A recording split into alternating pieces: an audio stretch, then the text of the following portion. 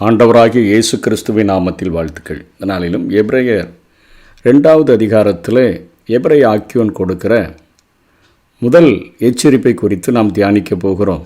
இந்த எபிரேய நிருபத்தில் 13 அதிகாரங்களுக்குள் 5 எச்சரிப்புகளை எபிரேய ஆக்கியோன் கொடுக்கிறார்.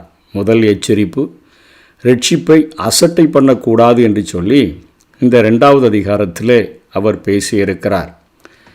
2வது எச்சரிப்பாக 3வது அதிகாரம் 7வது வசனத்திலிருந்து 4வது அதிகாரம் 2ஆம் வசனம் வரையிலும் கீழ்ப்படியாமை அல்லது அவிசுவாசம் கூடாது என்கிற ஒரு எச்சரிப்பை கொடுக்கிறார். 3வது எச்சரிப்பு என்ன என்று சொன்னால், விழுந்து விடாதிருங்கள். 5வது அதிகாரம் 11வது வசனத்திலிருந்து 6வது அதிகாரம் 8வது வசனம் வரையிலும் இந்த எச்சரிப்பை கொடுக்கிறார். 4வது எச்சரிக்கையாக புதிய உடன்படிக்கையை நிராகரித்து விட்டு பாவத்தில் நீங்கள் தொடர்ந்து விடக்கூடாது என்கிற எச்சரிப்பை அவர் 10வது அதிகாரத்தில் அவர் எச்சரிப்பாக கொடுக்கிறதை பார்க்க முடிகிறது. 5வது எச்சரிக்கையாக புதிய உடன்படிக்கை தந்த தேவனை கவனிக்க மறுக்கக்கூடாது என்று சொல்லி 12வது அதிகாரம் 25லிருந்து 29 வரையிலும் ஒரு 5 எச்சரிப்புகளை எபிரேய நிருபத்தில் எபிரேய ஆக்கியோன் குறிப்பிட்டிருக்கிறதை நாம் பார்க்க முடிகிறது. இன்றைக்கு நமக்கும் இது 5 எச்சரிப்புகளும் நம்முடைய ரட்சிப்பு நிறைவேற பிரயாசப்படுகிற நமக்கு ஒரு வார்னிங்காக அது கொடுக்கப்படுகிறது. அந்த முதல் எச்சரிப்பு, ரட்சிப்பை அசட்டை பண்ணக்கூடாது. ஏன் அந்த ரட்சிப்பை அசட்டை பண்ணக்கூடாது என்று சொல்லி முதல் 4 வசனங்களில் கொஞ்சம் ஆழமாக இங்கே எபிரேய ஆக்கியோன் பேசுகிறார். ஆகையால் நாம் கேட்டவைகளை விட்டு விலகாதபடிக்கு அவைகளை மிகுந்த ஜாக்கிரதையாய் கவனிக்க வேண்டும். கேட்டவைகளை விட்டு விலகாதபடிக்கு, அதாவது அறிவிக்கப்பட்ட சுவிசேஷத்தை குறித்து, புதிய உடன்படிக்கையை குறித்து நாம் கேட்டிருக்கிற செய்திகளை விட்டு நம்ம ஒரு நாளில் கடைபிடித்தோம் அதனால் ரட்சிக்கப்பட்டுட்டோன்னு சொல்லி அல்ல, வாழ்நாள் முழுவதிலும் அதை விட்டு விலகாதபடிக்கு மிகுந்த ஜாக்கிரதையாய் கவனிக்க வேண்டும் என்று சொல்லுகிறார்.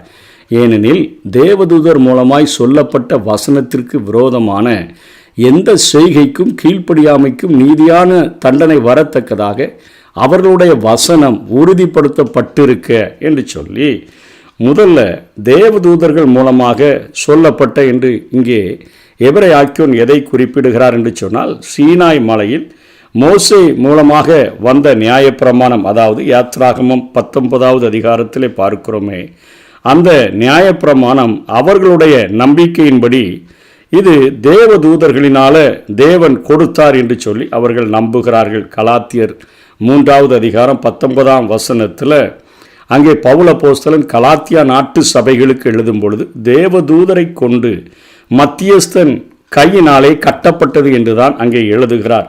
அப்போஸ்தலர் 7வது அதிகாரம் 53வது வசனத்தில் இது இன்னும் மிகவும் தெளிவாக அவர்கள் நம்பிக்கை காட்டப்படுகிறது. தேவதூதரை கொண்டு நீங்கள் நியாயப்பிரமாணத்தை பெற்றிருந்தும் அதை கை கொள்ளாமற் போனீர்கள் என்று சொல்லி எழுதப்பட்டிருக்கிறதை பார்க்கிறோம். ஆகவே தேவதூதர்களை கொண்டு சீனாய் மலையிலே மோசைக்கு கொடுக்கப்பட்ட அந்த நியாயப்பிரமாண கட்டளைகள் அவைகள் உறுதிப்படுத்தப்பட்டிருக்க, அதாவது தேவதூதர்கள் தேவனுடைய நியாயப்பிரமாணத்தை பேசினார்கள், அதற்கான கீழ்ப்படிதலை அவர்கள் பேசிவிட்டு எதிர்பார்த்தார்கள். யாத்ராகமம் 19வது அதிகாரம் 5ஆம் வசனம், லேவியராகமம் 18வது அதிகாரம் 1-5 வரை இப்படி அவர்கள் எதிர்பார்த்த போது கீழ்ப்படியாமை இல்லை என்று சொன்னால் அந்த கீழ்ப்படியாமை இல்லாத ஜனங்களை ஆண்டவர் அங்கே தண்டிக்கிறதை பார்க்கிறோம். லேவியராகமம் 26வது அதிகாரம் 14-39 வரையெல்லாம் பார்க்கிறோம். ஆகவே தேவதூதரை கொண்டு கிடைக்கப்பட்ட அந்த நியாயப்பிரமாணத்திற்கே நீதியான தண்டனை வரத்தக்கதாக அவர்களுடைய வசனம், அதாவது சீனாய் மலையிலே மோசைக்கு கொடுக்கப்பட்ட வசனமானது உறுதிப்படுத்தப்பட்டிருக்க அப்படின்னு சொல்லி அந்த கீழ்ப்படியாமையை அவர்கள் கடைபிடித்தார்கள் என்று சொன்னால் தண்டனை நிச்சயமாக வருமே என்று சொல்லி இந்த சுவிசேஷம் புதிய உடன்படிக்கைக்கு ஒரு மிகப்பெரிய முக்கியத்துவத்தை கொடுத்து இங்கே எபிரேய ஆக்கியோன் பேசுகிறார். இந்த உலகத்தில் நம்ம எதையோ மிகப்பெரிய ஆசீர்வாதங்கள் என்று சொல்லி நினைக்கிறோம். ஆனால் திரியேக தேவனுடைய பார்வையில் இந்த ரட்சிப்பு தான் விலையேறப்பெற்றதாக ஒரு மனிதன் பெற்றுக்கொள்ள வேண்டியதாக அவர் எதிர்பார்க்கிறார். ஏனென்று சொன்னால், இனிவரும் உலகத்தை குறித்து பேசுகிறோமே 5ஆம் வசனத்தில், அதை அவர் தூதர்களுக்கு கீழ்ப்படுத்தவில்லை. என்ன சொல்லுகிறார்? இனி வருகிற உலகமானது 1000 ஆண்டு ஆட்சியாகட்டும், புதிய வானம் புதிய பூமி சிருஷ்டிக்கப்பட்டு இருக்கக்கூடிய காலங்களாகட்டும், தன்னுடைய விசுவாச பிள்ளைகள் மனிதர்கள் ஆள வேண்டும், தூதர்கள் அல்ல, மனிதர்கள் ஆள வேண்டும். அந்த மனிதர்கள் ஆளுகிறதற்கு அவர்களுடைய பாவங்கள் ஒருபோதும் தடையாக இருந்து விடக்கூடாது. மனிதர்களுடைய பாவங்கள் தேவனுக்கு விரோதமான பகை அல்லவா, தேவனை பகைக்கக்கூடிய காரியம் அல்லவா. ஆகவே தேவனோடு கூட ஒப்புரவாக்கி விட வேண்டும் என்பதற்காக ஒவ்வொரு மனிதனும் பெற்றுக்கொள்ள வேண்டிய காரியம் விலையேற பெற்ற அந்த ரட்சிப்பு, பெரிதான ரட்சிப்பு, அதை பெற்றுக்கொள்ள வேண்டும். எது இருக்குதோ எது இல்லையோ, முதலாக ஒரு மனிதனுக்கு தேவை கிறிஸ்துவை உடையவனாக அவன் மாற வேண்டும். கிறிஸ்துவை உடையவன் ஜீவனை உடையவன், கிறிஸ்து இல்லாதவன் ஜீவன் இல்லாதவன். ஆகவே வேதம் மிகவும் தெளிவாக ஒவ்வொரு மனிதனும் இந்த உலகம் முழுவதையும் சம்பாதித்தாலும் தன் ஜீவனை அவன் ஆதாயப்படுத்தாமல் நஷ்டப்படுத்திட்டான்னா அவனுக்கு என்ன லாபம் அப்படின்னு தான் கேட்குது. அதனால தான் அந்த ரட்சிப்பை மனிதர்கள் அதனுடைய பொக்கிஷமான அந்த தன்மையை புரிந்து கொள்ளுகிறதற்காகத்தான் எபிரேய ஆக்கியோன் இந்த முதல் எச்சரிப்பை கொடுக்கிறார். தேவதூதர்கள் மூலமாக கொடுக்கப்பட்ட அந்த நியாயப்பிரமாணத்திற்கே தண்டனைகள் அது மனிதனுக்கு கொடுக்கப்படுகிறதே. மனிதனை நேசித்து மனிதனை அந்த இனி வருகிற உலகத்தில் இயேசுவை தலைவராக வைத்து மனிதர்களை ஆள வைக்க வேண்டும் என்று நினைக்கிறாரே, அந்த ஆளுகைக்கு மனிதனுக்கு தடையாயிருப்பது பாவம் அல்லவா, அந்த பாவத்திலிருந்து மனிதனை விடுதலை பெற வைக்க வேண்டும் அல்லவா என்பதற்காக இந்த எச்சரிப்பானது கொடுக்கப்படுகிறது. திரும்பவும் தொடர்ந்து 3ஆம் வசனத்தில் எபிரேயர் 2:3 சொல்றாரு, முதலாவது கர்த்தர் மூலமாய் அறிவிக்கப்பட்டு பின்பு அவரிடத்தில் கேட்டவர்களாலே நமக்கு உறுதியாக்கப்பட்டதும் என்று சொல்கிறார். கர்த்தர் மூலமாய், இயேசு கிறிஸ்து மூலமாய்த்தான் சுவிசேஷம் முதலாக அறிவிக்கப்பட்டது. அவரிடத்தில் கேட்டவர்களாலே அப்படின்னு சொன்னால், அங்கே 12 பேர் கேட்டார்கள், அதில் ஒருவர் வழிவிலகி போனார். 11 பேர் அவர்களிடத்தில் கேட்டவர்களாலே என்பது அங்கே அப்போஸ்தலர்களை குறிக்கிறது அல்லது சீஷர்களை குறிக்கிறது. நமக்கு உறுதியாக்கப்பட்டதும் அடையாளங்களினாலும் அற்புதங்களினாலும் பலவிதமான பலத்த செய்கைகளினாலும் தம்முடைய சித்தத்தின்படி பகிர்ந்து கொடுத்த பரிசுத்த ஆவியின் வரங்களினாலும். என்ன, ஆண்டவர் அநேக அற்புதங்களை, அடையாளங்களை, பலவிதமான பலத்த செய்கைகளை அங்கே தம்முடைய சித்தத்தின்படி விசுவாச பிள்ளைகளுக்கு வரங்கள் பரிசுத்த ஆவியினால் கொடுக்கப்பட்டிருக்கிறது. இது எல்லாமே நம்ம நினச்சிக்கிறோம் அற்புதம் அடையாளம் இவைகளெல்லாம் ஏதோ அதாவது விசுவாச பிள்ளைகள் அங்கே பெருமையாக செய்கிறதற்கு கொடுக்கப்பட்டிருக்கிறதோ அல்லது நம்முடைய ஆதாயத்துக்காக கொடுக்கப்பட்டிருக்கிறதோ என்றெல்லாம் நம்ம அதை தவறாக புரிந்து கொள்ளுகிறோம். அந்த பரிசுத்த ஆவியினுடைய வரங்கள் விசுவாச பிள்ளைகளுக்கு கொடுக்கப்பட்டிருக்கிறதற்கு காரணம் என்ன? அங்கே பரிசுத்த ஆவியானவர் இந்த ரட்சிப்பை அங்கீகரிக்கிறார். அதாவது அற்புதங்களை செய்தாவது அடையாளங்களை செய்தாவது இந்த ரட்சிப்புக்கு நேராக மனிதனை வழிநடத்தி விட வேண்டும். இயேசு கிறிஸ்து செய்த அற்புதங்களிலே அநேக காரியங்களை பார்க்கிறோம். செய்துவிட்டு அவர் சொல்கிறார், இனி பாவம் செய்யாதே, உன் பாவங்கள் உனக்கு மன்னிக்கப்பட்டது, எழுந்து நட. ஆவியானவரும் வரங்களை கொடுத்திருப்பதற்கு காரணமே மனிதன் ரட்சிக்கப்பட வேண்டும் என்பதற்காகத்தான்.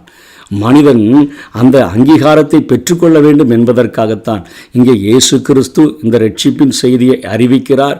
பரிசுத்த ஆவியானவர் வரங்களை விசுவாச பிள்ளைகளுக்கு கொடுத்துவாவது மனிதனை ரட்சிப்புக்கு நேராக நடத்துகிறார். அதனைத் தொடர்ந்து தேவன் தாமே சாட்சி கொடுத்ததுமாயிருக்கிற இவ்வளோ பெரிதான ரட்சிப்பை குறித்து நாம் கவலையிட்டு இருப்போமானால் தண்டனைக்கு எப்படி தப்பித்துக் கொள்வோம்? தேவன் எங்கே சாட்சி கொடுக்கிறார் என்று சொன்னால், அவர்கள் அப்போஸ்தலர் 2:43, 5:12 16 வரையிலும் பார்க்கும் பொழுது அநேக அற்புத அடையாளங்கள் ஆண்டவரிடத்தில் ஜெபிக்கிறாங்க, தேவனிடத்தில் ஜெபிக்கிறாங்க, பிதாவினிடத்தில் ஜெபிக்கிறாங்க. உடனே அங்கே ஒரு மிகப்பெரிய அற்புதங்கள், மிகப்பெரிய அடையாளங்கள் நடந்து தேவனால் அந்த ஜெபம் ஏற்றுக்கொள்ளப்பட்டு கேட்கப்பட்டு அங்கீகரிக்கப்படுகிறது. இப்படித்தான் அவர்கள் சுவிசேஷத்தை பரம்ப செய்தார்கள் அப்போஸ்தலர்கள். அதற்கு பின்பாக ரட்சிக்கப்பட்ட விசுவாச பிள்ளைகள் எல்லாம் ஒவ்வொரு எதிர்ப்புகளும் போராட்டங்களும் இந்த ரட்சிப்பின் செய்தியை, சுவிசேஷத்தை, புதிய உடன்படிக்கையை அறிவிக்கும் பொழுது வருகிற பிரச்சனைகளுக்கு தேவனை நோக்கி பார்க்கும் பொழுது அங்கே அவர்கள் இடம், கூடியிருந்த இடம், ஜெபித்த இடம் அசையத்தக்கதாக அநேக அற்புதங்கள், அடையாளங்கள். அங்கே பேதுரு நடந்து போகையில் படுக்கைகளை அவர்கள் கொண்டு வந்து அங்கே பிணியாளிகளை எல்லாம் நிழல் படும்படியாகவும் அவர்கள் அங்கே வைத்ததை எல்லாம் பார்க்கிறோம். இவைகள் எல்லாமே அதாவது சபை பெரிதாகிறதற்கு, மனிதன் பாவத்திலிருந்து விடுதலை பெறுகிறதற்கு, இனிவரும் உலகத்தில் இயேசு கிறிஸ்து தலைவராக இருந்து இவன் அவரோடு கூட ஆளுகை செய்கிறதற்காகத்தான் ஆண்டவர் இவ்வளோ பெரிதான ரட்சிப்பை கொடுத்திருக்கிறார். அதாவது திருத்துவமே அந்த ரட்சிப்பை குறித்து நமக்கு அது சாட்சி கொடுக்கிறது. முதல்ல தேவதூதர்கள் மூலமாய், பின்பு கர்த்தர் மூலமாய், அதவரால் கேள்விப்பட்டவர்கள் மூலமாய், அதனைத் தொடர்ந்து பரிசுத்த ஆவியானவர், அதனைத் தொடர்ந்து தேவன் தாமே எல்லாரும் சொல்லுகிற காரியம். இந்த விலையேறப்பட்ட ரட்சிப்பு, இவ்வளோ பெரிதான ரட்சிப்பை குறித்து நாம் கவலையற்றிருப்போமானால், தேவதூதர்கள் மூலமாய் கொடுக்கப்பட்ட அந்த நியாயப்பிரமாணத்திற்கே கண்ணுக்கு கண், பல்லுக்கு பல் என்கிற தண்டனைகள் கொடுக்கப்பட்டிருக்கும் பொழுது இன்றைக்கு நரகத்தை மனிதன் ஏமாற்ற நினைக்கிறான். நரகம் இல்லை என்று சொல்லுகிறான். இப்படி மனிதர்கள் வஞ்சித்து கொண்டிருக்கிறார்கள். ஆனால் நிச்சயமாக நரகம் என்கிற ஒரு மிகப்பெரிய காரியம், அந்த அக்கினி கடல், அது தேவதூதர்களுக்காக உண்டாக்கப்பட்டிருக்கிறது.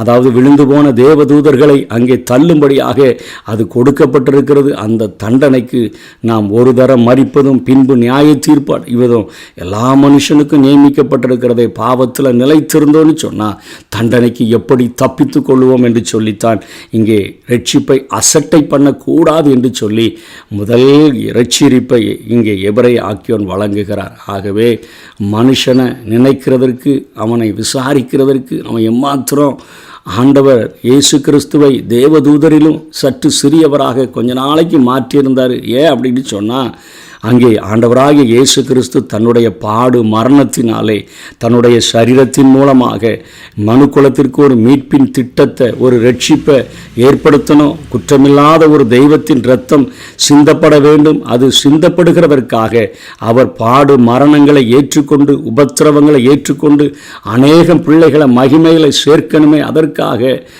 அங்கே இந்த ரட்சிப்பின் அதிபதியை உபத்திரவத்தினால் பூரணப்படுத்தணும்னு சொல்லி பிதா அங்கே இயேசு கிறிஸ்துவை அனுப்பினார். மரித்த இயேசு கிறிஸ்துவை உயிரோடு கூட அவர் எழுப்பினார். ஜீவகாலமெல்லாம் மரண பயத்தினால் அடிமைத்தனத்திற்குள்ளான யாவரையும் அவர் விடுதலை பண்ணும்படிக்காக பாடு மரணங்களை ஏற்றுக்கொண்டார். மரணத்திற்கு அதிகாரியான பிசாசானவனை அவர் அங்கே சிலுவையில் அவனை அறைந்து அவனுடைய துரைத்தனங்கள், அதிகாரங்கள் எல்லாவற்றையும் உறிந்து கொண்டு இன்றைக்கும் ரட்சிக்கப்படுகிற பிள்ளைகளுக்கு அவர்தாமே சோதிக்கப்பட்டு பாடுபட்டதினாலே சோதிக்கப்படுகிறவர்களுக்கு உதவி செய்ய வல்லவராயிருக்கிறபடியினால இந்த உலகத்தில் உலகம் முழுவதையும் ஆதாயப்படுத்தினாலும் நம்முடைய ஜீவனை நஷ்டப்படுத்தி விடாதபடிக்கு இவ்வளோ பெரிதான ரட்சிப்பு என்னை நித்திய ஆளுகைக்காக என் தேவன் அழைக்கிறார். என் பாவங்கள் மன்னிக்கப்பட்டு தேவனோடு கூட நான் ஒப்புரவாகி ஒவ்வொரு நாளும் நான் வாழும் பொழுது நிச்சயமாக இனிவரும் உலகத்தில் இயேசு கிறிஸ்து தலைவராக இந்த உலகம் முழுவதையும் ஆளுகை செய்யும் பொழுது அவரோடு கூட நான் ஆளுகிறவனாக காணப்படுவேன் என்கிற மிகுந்த ஒரு எதிர்பார்ப்போடு கூட இந்த ரட்சிப்பை அசட்டை பண்ணாதபடி இந்த எச்சரிப்பை நாம் ஏற்றுக்கொண்டு பரிசுத்தமாக வாழுவோம். கர்த்தர் தாமே நம்மை ஆசீர்வதிப்பாராக. ஆமென்.